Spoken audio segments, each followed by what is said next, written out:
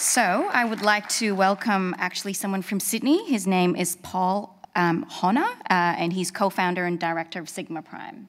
Thank you. And then after that, shortly, we'll have Adrian Manning, who will join him on stage. Thank you very much. All right, hello everyone. Welcome to Sydney. As you know, a lot of Lighthouse development happens in Sydney. I myself have chosen to abide by the laws of mathematics, so you don't have to worry when you're dealing with me. Just don't tell the Prime Minister. So today, myself and Adrian are going to be speaking about Lighthouse. I'll speak for a little bit, then I'll hand it over to Adrian. So if you don't know, Lighthouse is an implementation of Ethereum 2 maintained by Sigma Prime. So Sigma Prime is a company that myself, Adrian, and others founded in 2016. Since then, we've been doing security work in the Ethereum space. So Lighthouse started in July, shortly after the first kind of release of the ETH2 specification and vision. It's written in Rust, which we think is a great language. It's open source, and it lives on GitHub. And of course, we welcome contributors. So our overarching goal with Lighthouse is to produce and maintain a security-focused Ethereum 2 implementation. So we want to provide a client that performs all of the duties that one might need to do on Ethereum 2. We want to provide some security guarantees along with it, and we get those security guarantees from our own internal security processes. We will engage external security reviews, and we're really looking forward to getting some, hopefully getting some formal verification of some components. So our immediate goal is to participate in a long-lived multi-client testnet. So once all the implementations are conforming to the specification and ready, we want to connect them all together, have them sync together, and then stay up for a matter of weeks or months. So whilst we're doing this, it's very important to us that we continue to provide feedback to the research team. This is a kind of a first-of-a-kind project, so there's a lot of untested things. So we really want to try. We really want to try and tackle the difficult problems first, fail fast, provide feedback, and keep iterating to ensure that we have a really great network. So whilst we're doing that, we also want to be very careful that we don't try and spend too much time focusing on small components whilst missing the larger picture, which is also known as bike shedding. So what we have right now, which is very exciting, is a client that can sync with itself and other nodes of its own type across the internet. We managed this a few weeks ago, which is very exciting. So we've done this using a Rust native libp2p networking stack. So you might know that libp2p is a project started by IPFS, the Protocol Labs team, and it's been adapted by Parity. They've written their own Rust library so that they can use it in Substrate and Polkadot. So we've taken it, we've worked with Parity, adapted it, extended it so it works for Ethereum 2. So this is a really cool thing to see, this kind of cross-blockchain collaboration for a public good for all of us. So our client, we're one patch version below the canonical spec, the latest version of the spec. We've optimized our spec functions. I'll talk about this later. We're maintaining a BLS cryptography library based on an Apache kind of core that some of the other clients are using too. We've also produced a separate Validator Client binary that's capable of producing blocks and attestations and extending the chain. So that's what we have, but what we're working towards, obviously, is this long-standing network of syncing clients. So there's obviously quite a few things we need to do to get there. These are the major ones. So we need to make sure that we're passing the test vectors that the EF have recently produced. We need to do some more large-scale network testing, which Adrian's working on now. We need to do some more speed optimizations just to make sure that the user experience is nice, and a bit of database work to minimize the disk usage, because I don't think that a compact disk storage is a solved problem in ETH2 yet. It's doable, just we haven't done it. So what I wanted to share now is some benchmarking that we've done last month on a slightly older version of the spec. So this is kind of, we believe it's the first of the kind benchmarking of ETH2 in this way. So what we were trying to achieve here was to try and prove that the design is sane. So just to make sure that what the researchers have put forward will actually run, on a normal PC in reasonable time. And of course, while we're doing it, we want to learn a little bit more about the time, the nature of how our functions run in time, optimize some low-hanging fruit, and share our optimizations with the community so we can get a better product for everyone. So these were done on my laptop, which is like a dual-core i5, nothing fancy, but also nothing too shabby. So we did 3 scenarios with different numbers of validators. The first one is 16,000 validators. So this is a fairly conservative number of validators we might see on mainnet. It's probably the type of number we'll start to see on public testnets. So in this case, so just keep in mind that these are first iteration numbers. So these aren't definitely not optimized to the maximum. So we can see what we're trying to do here is produce and process blocks in less than 6 seconds. If we can't do that, then the system starts to performance is very much degraded.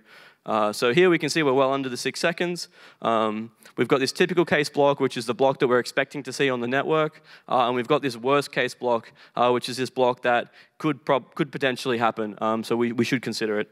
So we can see we're well under 6 seconds in these scenarios, which is great. It's on my laptop. These all run much faster on my desktop.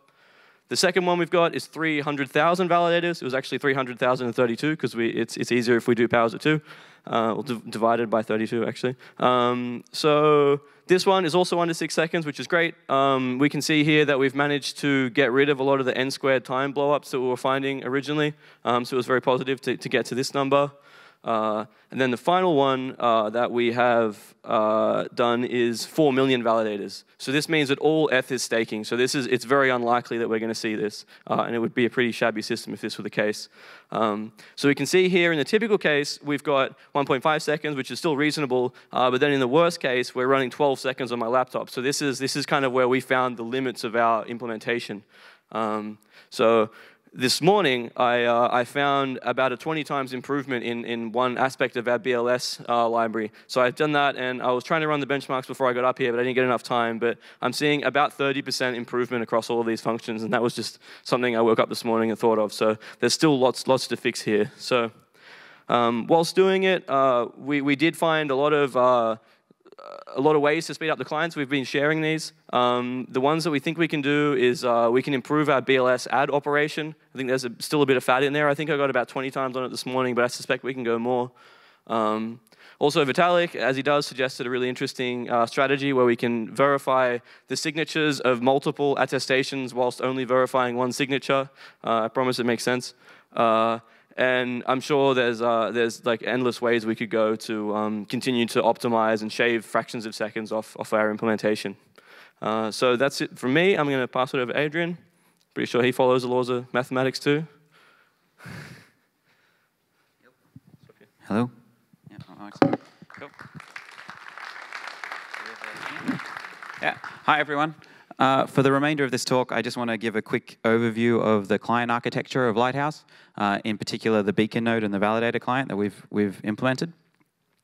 So inside Lighthouse, there's 2 core binaries, the validator client and the beacon node. The beacon node is, you can think of it as the ETH2 analogy to Geth or parity in ETH1, in essence that it maintains all of the core logics to process beacon blocks. It has its own internal chain storage, so it has a database that maintains the beacon blocks and all the state. It has its own internal networking stack, so it's the piece of software that connects to all the other nodes, all the other clients, and maintains the peers and necessary protocols. It has an internal RPC server so that third-party applications and external programs can interact with the beacon node. And then we have the validator client. So the validator client is the piece of software that you would want to use if you want to be a validator and participate inside the beacon block system.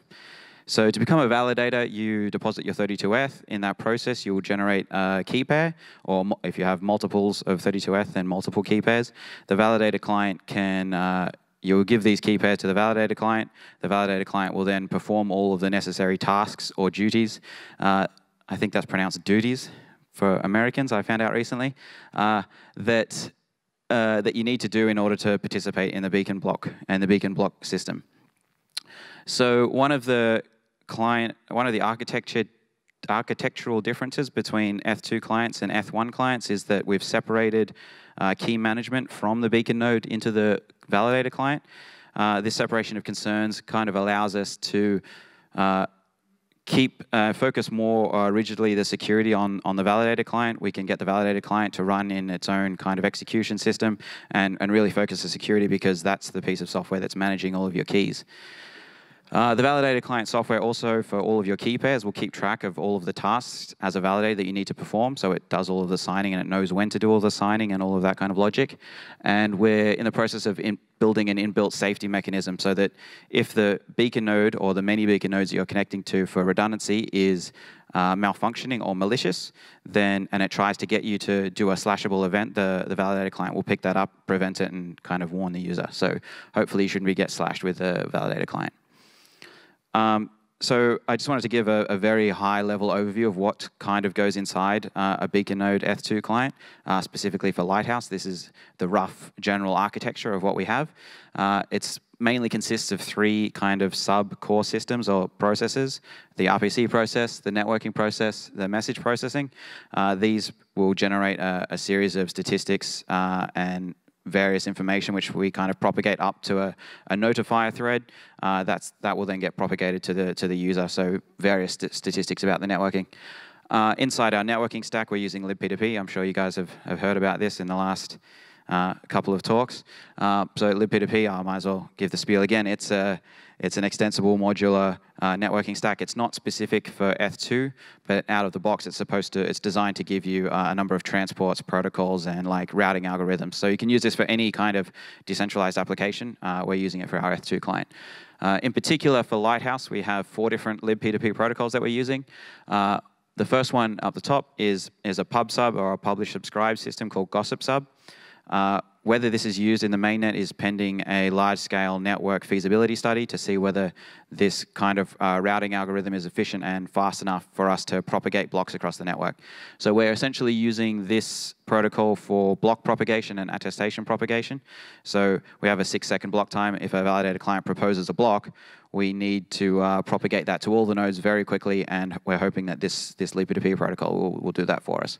The second one is an Eth2 RPC. This is a kind of a custom-built protocol, RPC protocol built for Eth2.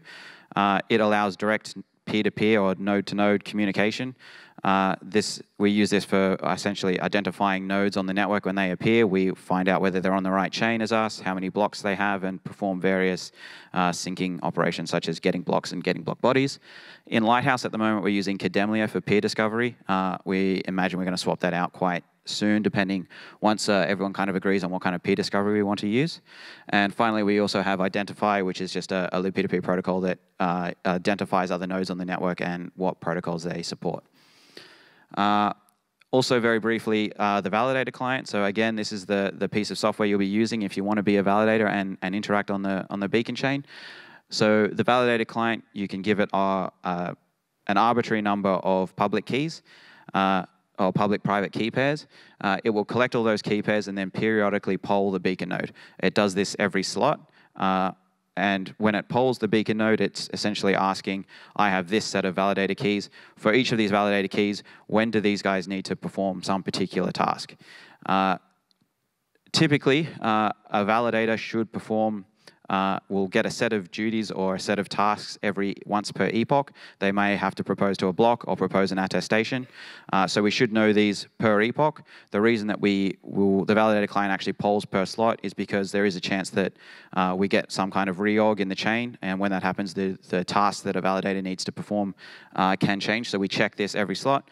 So given a set of keys, the validator client constantly finds out what tasks need to be done. When a task for a particular validator needs to be processed, for example, validator 5 needs to process a block, the validator client will spawn a separate thread. That thread will ask the beacon node, okay, what block should I be signing?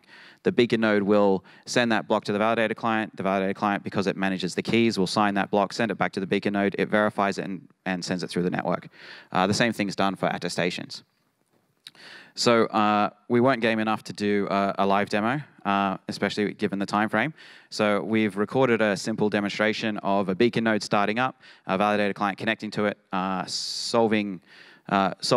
proposing blocks, signing them, sending to the beacon node, and having them propagate through libp2p. So the top window here is the beacon node starting up. Essentially what happens is it starts up, it connects to boot nodes, it opens up the RPC, which is what it's doing there. It realizes that there's other peers on the network that have greater blocks than it does. So it uses the ETH2 RPC handshake protocol and collects and receives blocks from the network, so essentially syncing. I think that's doing it at the moment now. So it's requesting all of the blocks that it knows about. It's imported 13 blocks in this particular instance, and it's sitting there up to date, listening on the gossip subnetwork or the protocol for new blocks, which it's receiving. So it's receiving blocks from the other peers on the network or the other validators. So the second window, which I'm running at the moment just now, is the Validator Client. So this is the Validator Client, so it knows it has 4 validator keys, if you can see there. It's polled the beacon node. It asks for what particular tasks do these 4 validators have to do. It shows you that it has to produce a block on those particular slots. There's 4 of them, and propose attestations and which shard those attestations are due. So as time progresses for each slot, the validator client knows exactly for each validator when to produce a block or produce an attestation. It does that, it sends it to the beacon node, and you can see that up the top, it's importing it at the moment because it's not processing a block at the moment. So it processes a block, sends it to the beacon node sends it via the pub subscription in libp2p to the other nodes on the network. I think you'll also see some Kademlia queries going on where it discovers other nodes. Yeah, so that's the validator client and the beacon node running in a single client short-lived testnet. And that's the end of our talk. Thank you.